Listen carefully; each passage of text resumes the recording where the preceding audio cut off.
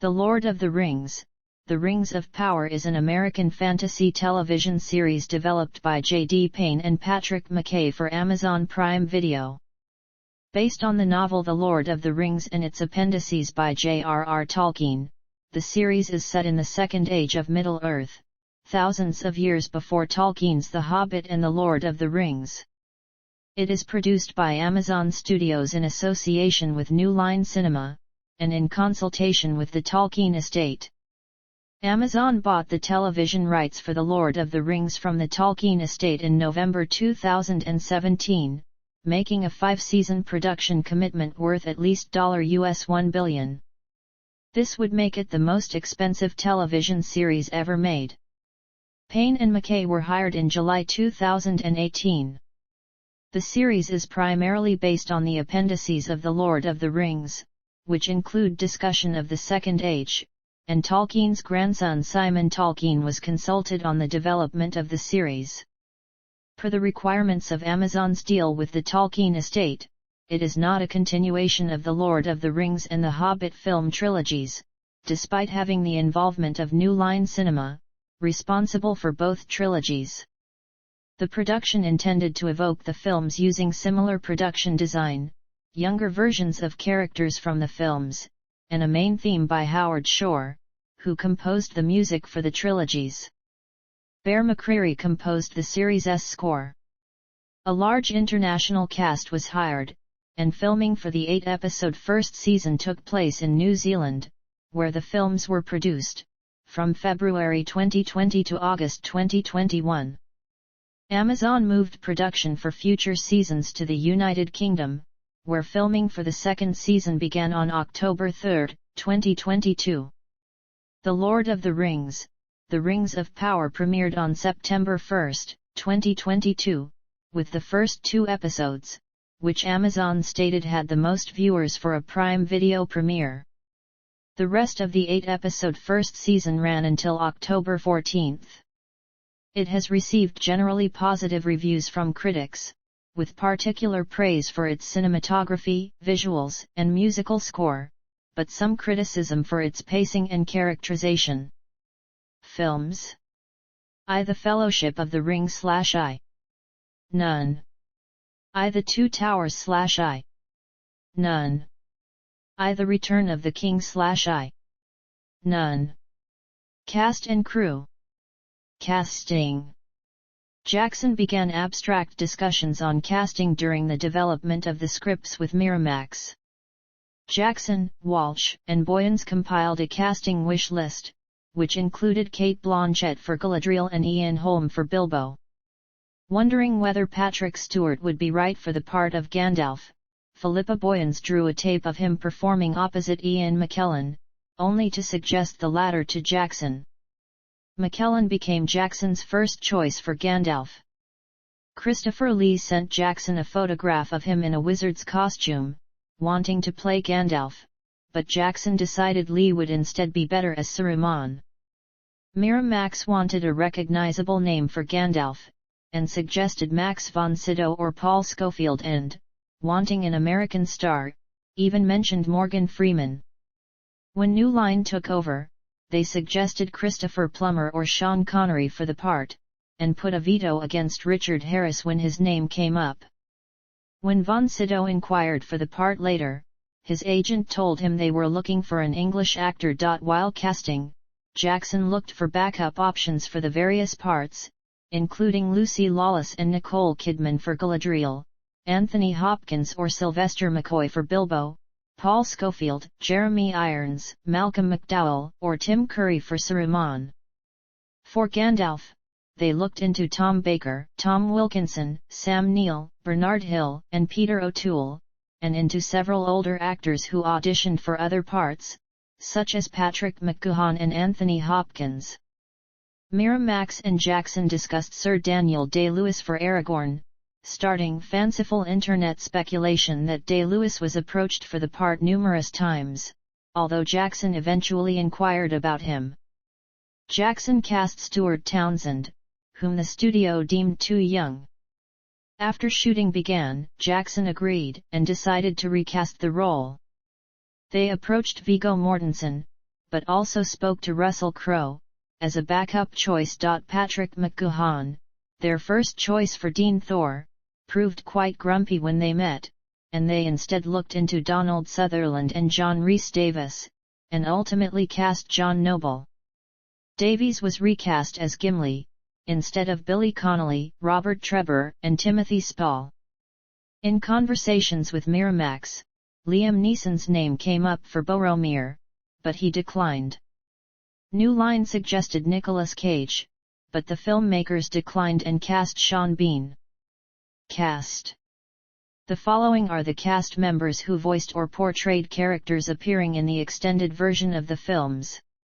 Crew. Development. Previous attempts. Previous attempts to film Tolkien's works were made by William Snyder, Peter Shaffer, and John Boorman. These attempts resulted in a couple of unproduced scripts, concept art, and an animated short. Other filmmakers and producers to have had an interest in adapting Tolkien are said to include Walt Disney, Al Brodax, Forrest Ackerman, Dennis O'Dell, and George Lucas. The rights to adapt Tolkien's works passed through the hands of several studios, having been briefly leased to Rembrandt Films before being sold perpetually to United Artists. In 1976, UA passed the rights to The Lord of the Rings to Fantasy Films. In 1977, an animated adaptation of The Hobbit was produced as a TV special by Rankin and Bass, and in 1978 Ralph Bakshi made an animated feature of the first half of The Lord of the Rings. While profitable, the film did not make enough money to automatically warrant the sequel, which would close the story, and an argument with producer Saul Zaentz led Bakshi to abandon the project. Rankin/Bass then followed in 1980 with an animated TV adaptation of The Return of the King. Several other Tolkien-esque fantasy films were produced at the time, including Jim Henson and Frank Ounce's The Dark Crystal and Lucas's Willow. At the time of the release of Bakshi's film, a teenaged Peter Jackson had not read the book, but heard the name, and went to see the film.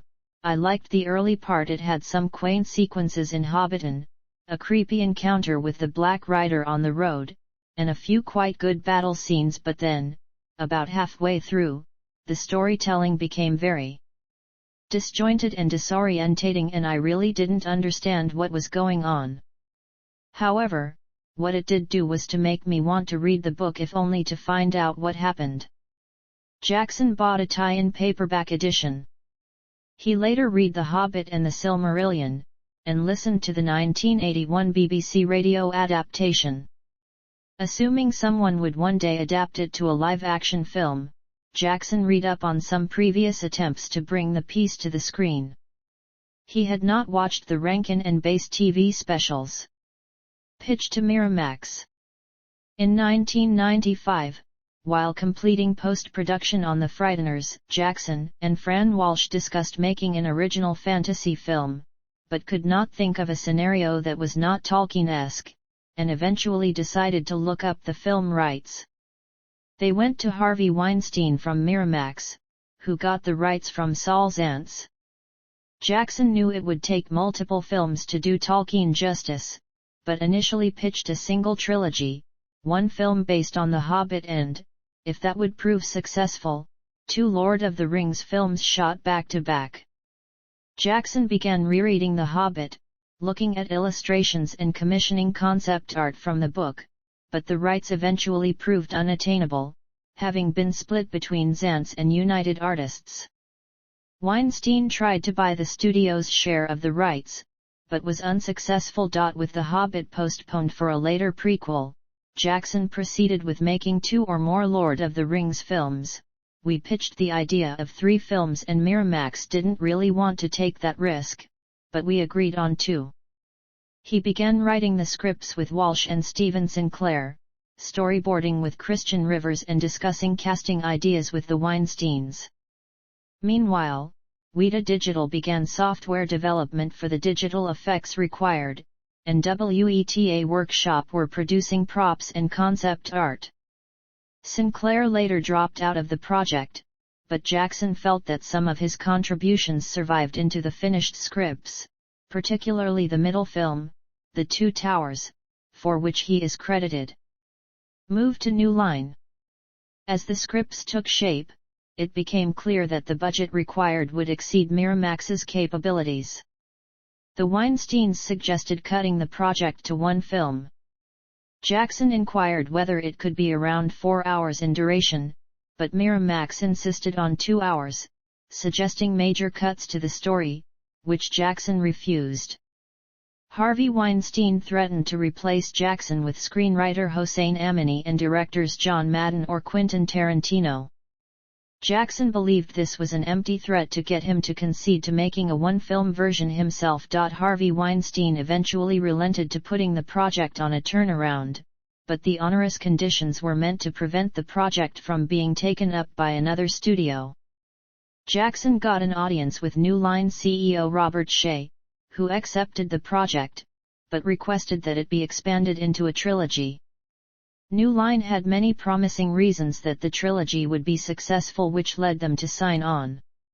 Final cut rights were shared contractually between Jackson and Bob Shea, but there was never any interference in Jackson's cut. Initially, each film had a production budget of $60 million. However, New Line accepted Jackson's request of an increased budget after a 26-minute preview of The Fellowship of the Ring was presented at the 2001 Cannes Film Festival. Production. Jackson began storyboarding and screenwriting the series with Christian Rivers, Fran Walsh, and Philippa Boyens in 1997 and assigned his crew to begin designing Middle-earth at the same time. Jackson, Walsh, and Boyens did not write each film to correspond exactly to its respective book, opting instead to write a 3-part adaptation with some sequences missing, some sequences created from scratch, and some sequences moved from one area to another regardless of its placement in the books. To allow the story to be clearer for viewers, Jackson takes a more chronological approach to the story than Tolkien's complex interlacing of storylines. During shooting, the screenplays continued to evolve, in part due to contributions from cast members looking to further explore their characters. Earlier versions of the script included additional characters like Fatty Bulger, Glorfindel, Elladan, Elroer, Erkenbrand, Imra Hill, and Furlong. At one point, Jackson even considered reintroducing Tom Bombadil in a cameo. Gimli was going to swear throughout the films, and Arwen would join the Fellowship in Rohan and share a nude scene with Aragorn in the pools of the Glittering Caves. Jackson hired longtime collaborator Richard Taylor to lead a workshop on 5 major design elements: armor, weapons, prosthetic makeup, creatures, and miniatures. At New Line's request, animation supervisor Jim Rigel replaced Weta Digital's Mark Stetson. In November 1997, famed Tolkien illustrators Alan Lee and John Howe joined the project. Most of the imagery in the films is based on their various illustrations, but Jackson also relied on the work of Ted Naismith, who later had to turn down an offer to join Alan and John. Jackson wanted realistic designs in the style of historical epics rather than fantasy films, citing Braveheart as an inspiration. "It might be clearer if I described it as an historical film. Something very different to Dark Crystal or Labyrinth. Imagine something like Braveheart, but with a little of the visual magic of legend. It should have the historical authority of Braveheart, rather than the meaningless fantasy mumbo-jumbo of Willow." Production designer Grant Major was charged with the task of converting Lee and Howe's designs into architecture, creating models of the sets, while Dan Hanna worked as art director, scouting locations, and organizing the building of sets. Angela Dixon collaborated with Richard Taylor on producing costumes, while Peter King and Peter Owen designed makeup and hair. Most of these crew members returned to work on The Hobbit. Jackson and cinematographer Andrew Lesna considered shooting in large format like 65mm film or to master the films at 4K. But both were cost prohibitive and couldn't be done on New Zealand soil. They decided to shoot on fine-grain Super 35mm film and subject the films to rigorous digital grading. Principal photography for all three films was conducted concurrently in many locations within New Zealand's conservation areas and national parks. Filming took place between October 11, 1999 and December 22, 2000. Pick-up shoots were conducted annually from 2001 to 2004. The series was shot at over 150 different locations, with 7 different units shooting, as well as sound stages around Wellington and Queenstown. Along with Jackson directing the whole production, other unit directors included John Mahaffey, Jeff Murphy, Fran Walsh, Barry M. Osborne, Rick Porras, and any other assistant director, producer, or writer available. Miniature photography took place throughout the entire period, amounting to over 1,000 shooting days. Weta Digital developed new technologies to allow for the groundbreaking digital effects required for the trilogy, including the development of the massive software to generate intelligent crowds for battle scenes, and advancing the art of motion capture, which was used on bipedal creatures like the cave troll or golem. With Jackson's future films, motion capture technology came to be pushed so far that it became referred to as digital makeup, although it was later clarified that during the Lord of the Rings period, it was still fairly reliant on the CG animators. Each film had the benefit of a full year of post-production time before its respective December release, often finishing in October-November, with the crew immediately going to work on the next film. Jackson originally wanted to edit all 3 films with Jamie Selkirk, but this proved too much work. The next idea was to have John Gilbert, Michael Horton, and Selkirk, respectively, editing the 3 films simultaneously, but after a month that proved too difficult for Jackson, and the films were edited in consecutive years, although Selkirk continued to act as supervising editor on the first 2 entries. Daily rushes would often last up to 4 hours, and by the time The Fellowship of the Ring had been released, assembly cuts of the other 2 films were already prepared. In total, 1,828 kilometers of film was edited down to the 11 hours and 26 minutes of extended running time. Music. Howard Shore composed, orchestrated, conducted, and produced the trilogy's music. Shore visited the set in 1999, and composed a version of the Shire theme and Frodo's theme before Jackson began shooting. In August 2000 he visited the set again, and watched the assembly cuts of The Fellowship of the Ring and The Return of the King.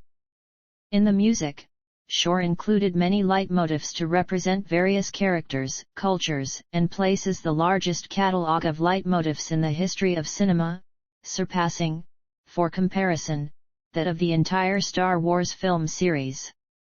For example, there are multiple leitmotifs just for the Hobbits and the Shire. Although the first film had some of its score recorded in Wellington, virtually all of the trilogy's score was recorded in Watford Town Hall and mixed at Abbey Road Studios. Jackson planned to advise the score for 6 weeks each year in London, though for the 2 towers he stayed for 12. The score is primarily played by the London Philharmonic Orchestra, ranging from 93 to 120 players throughout the recording. London Voices, the London Oratory School Schola Boy Choir, and many artists such as Ben Del Maestro, Sheila Chandra, Enya, Renee Fleming, James Galway, Annie Lennox, and Emiliana Torini contributed. Even actors Billy Boyd, Viggo Mortensen, Liv Tyler, Miranda Otto, and Peter Jackson contributed to the score. Fran Walsh and Philippa Boyens served as librettists, writing lyrics to various music and songs, which David Salo translated into Tolkien's languages.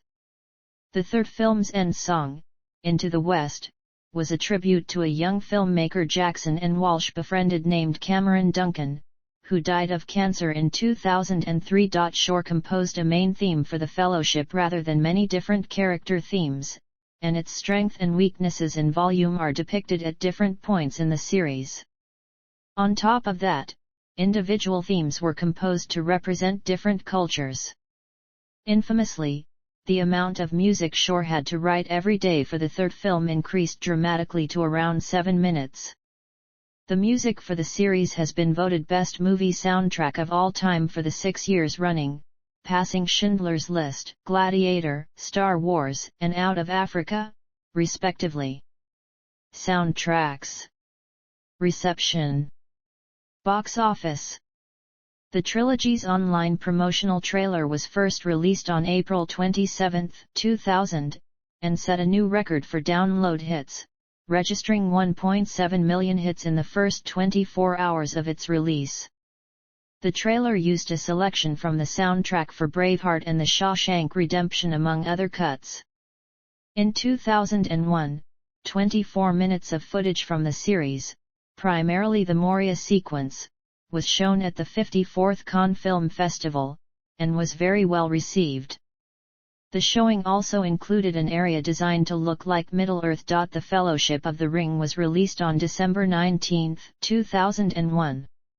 It grossed $47.2 million in its U.S. opening weekend and made over $897 million worldwide. A preview of The Two Towers was inserted just before the end credits near the end of the film's theatrical run. A promotional trailer was later released, containing music rescored from the film Requiem for a Dream. The Two Towers was released December 18, 2002.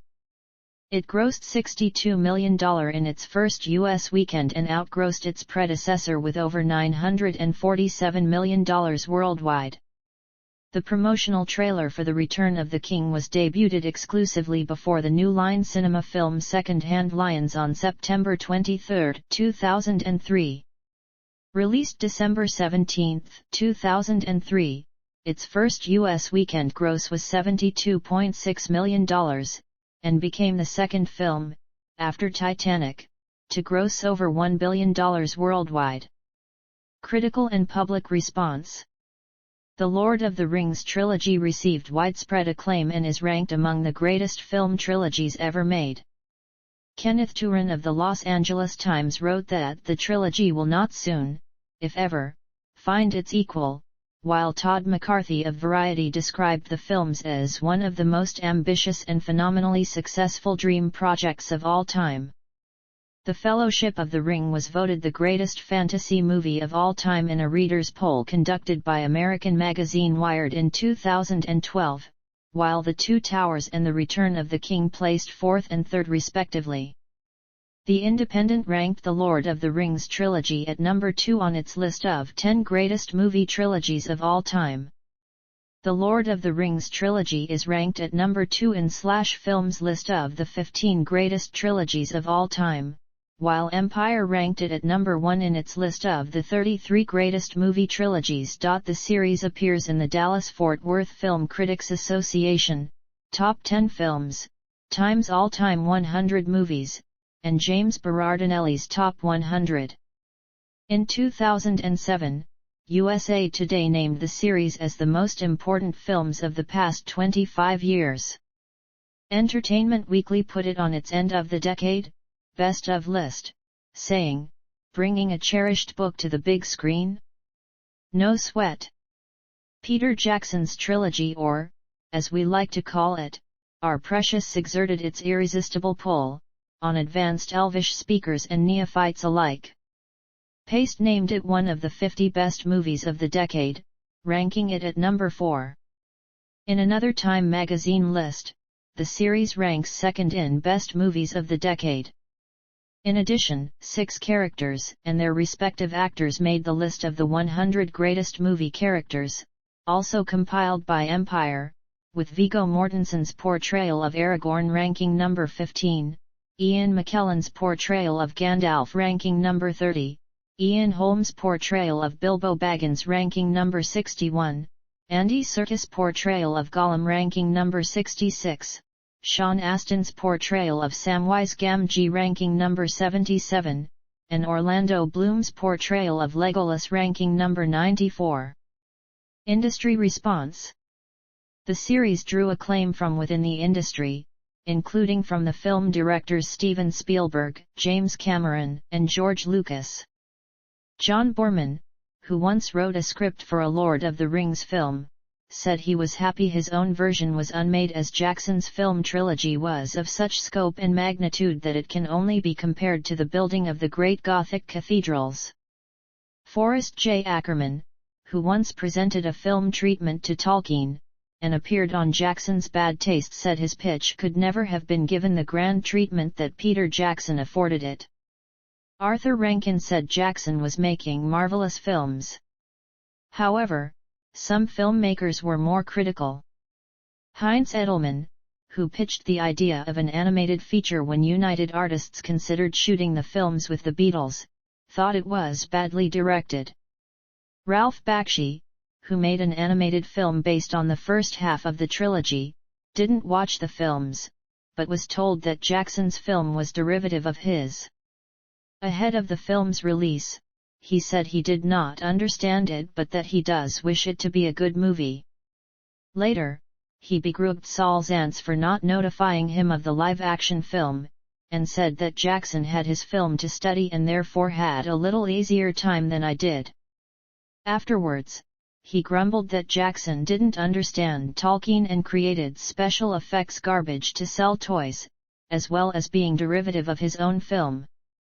Bakshi further blamed Jackson for not acknowledging the influence that the animated film had on him, saying that he denied having seen Bakshi's film at all until being forced to mention him, at which point he mentioned Bakshi's influence only once as P.R. Balani. However, he did praise Jackson's special effects and, in 2015, even apologized for some of his remarks. Bakshi's animator Mike Plook and writer Peter Beagle both praised the live-action film. Accolades. The three films together were nominated for a total of 30 Academy Awards, of which they won 17, both records for any movie trilogy. The Fellowship of the Ring earned 13 nominations, the most of any film at the 74th Academy Awards, winning 4. The Two Towers won 2 awards from 6 nominations at the 75th Academy Awards. The Return of the King won in every category in which it was nominated at the 76th Academy Awards, setting the current Oscar record for the highest clean sweep, and its 11 Academy Awards wins ties the record held by Ben-Hur and Titanic. The Return of the King also became only the second sequel to win the Oscar for Best Picture after The Godfather Part II. Additionally, members of the production crew won the Academy Award for Technical Achievement for the rendering of skin textures on creatures on The Return of the King, and Stephen Regeless won the Academy Award for Scientific and Engineering Award for the design and development of Massive, the autonomous agent animation system used for the battle sequences in the Lord of the Rings trilogy. Each film in the series won the Hugo Award for Best Dramatic Presentation, the MTV Movie Award for Movie of the Year, and the Saturn Award for Best Fantasy Film. The first and third films also won the BAFTA Award for Best Film.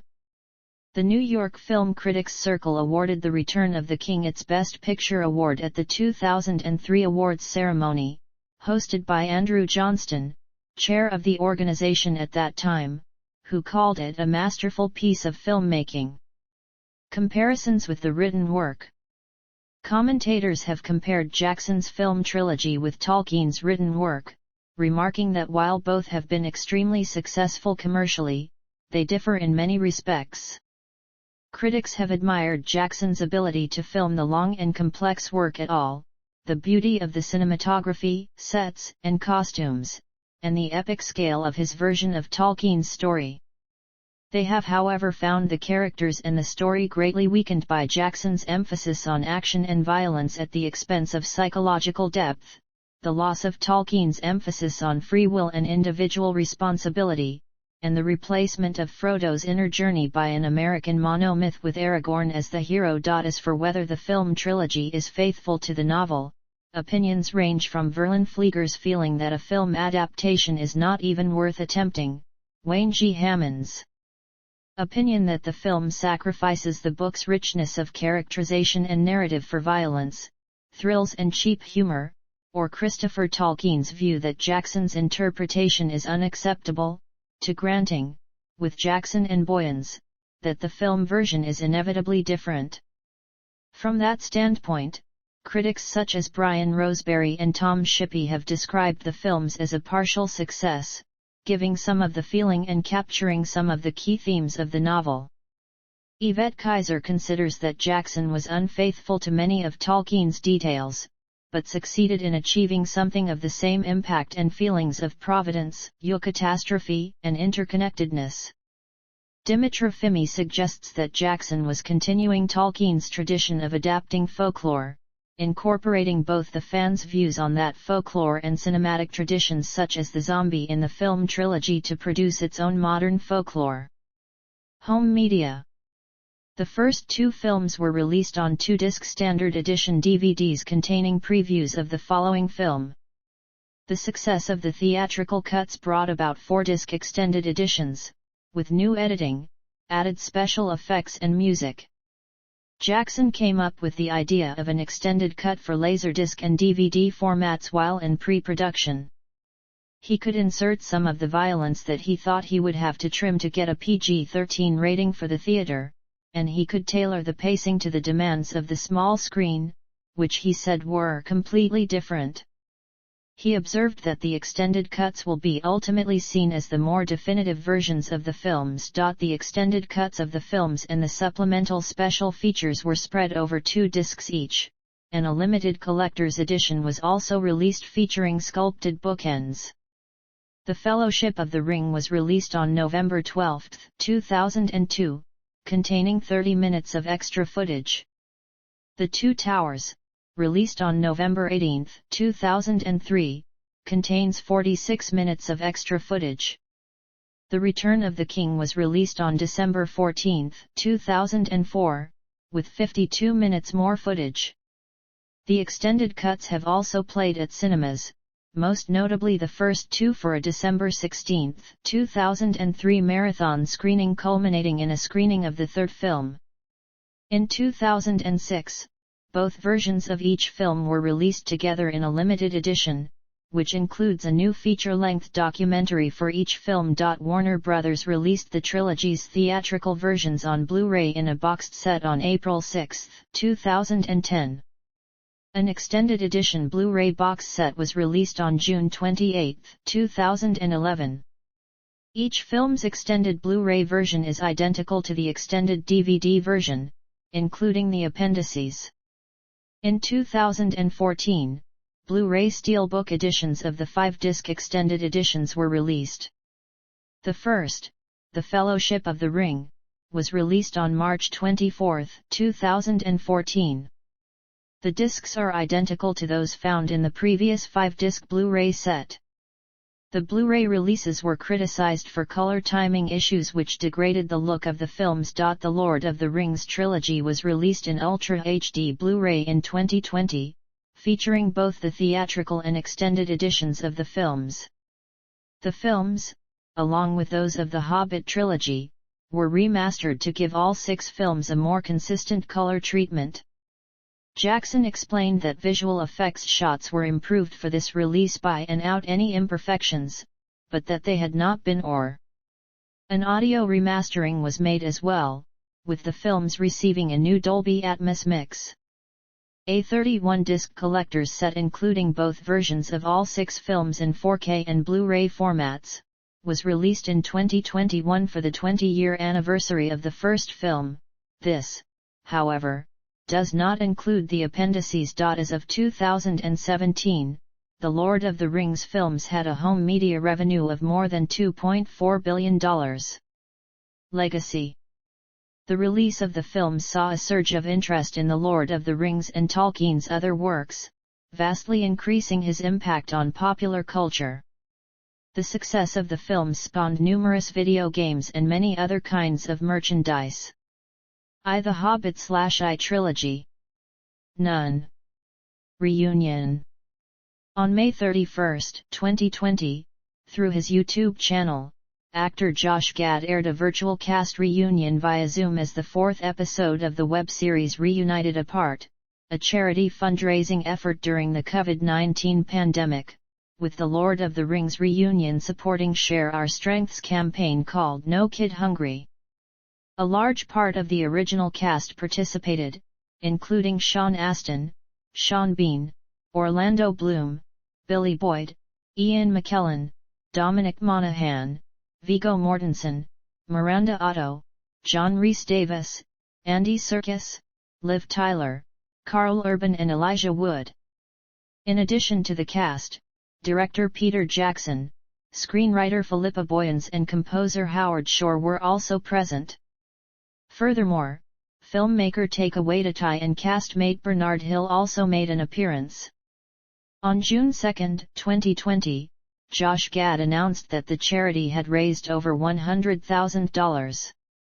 Effects on the film industry and tourism. As a result of the series' success, Peter Jackson has become a major figure in the film industry in the mold of Steven Spielberg and George Lucas, in the process befriending some industry heavyweights like Bryan Singer and Frank Darabont.